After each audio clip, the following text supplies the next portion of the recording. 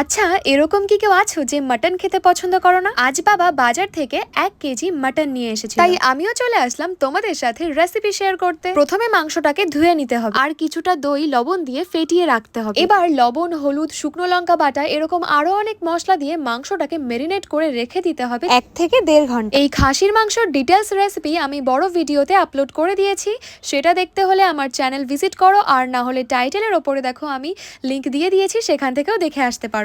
আলুগুলোকে ভেজে নিয়ে ওই তেলেই দারচিনি, লবঙ্গ, তেজপাতা, জিরে দিয়ে একটু ভেজে পেঁয়াজ দিয়ে দেবো। পেঁয়াজটাকে একটু ভেজে নিয়ে দিয়ে দেবো লবণ, আদা বাটা, রসুন বাটা, জিরে ধনে বাটা, শুকনো লঙ্কা বাটা, এইগুলো দিয়ে ভালো করে মশলাটাকে কষিয়ে নিতে হবে। আর মশলাটা কষানো হয়ে গেলে মাংস দিয়ে দিতে হবে। এবার দেখো একটা হাঁড়িতে আমরা পুরো মাংসটাকে ঢেলে দেবো, তারপর আটা মাখা দিয়ে হাঁড়ির মুখটা বন্ধ করে দেবো। তোমাদের যদি রেসিপিটা ভালো লাগে তাহলে একবার ট্রাই করো, আর ভালো না লাগলে ট্রাই করতে হবে না, সেটা তোমাদের পার্সোনাল ব্যাপার। কিন্তু এই মাংসটা দারুণ টেস্ট হয়েছিল।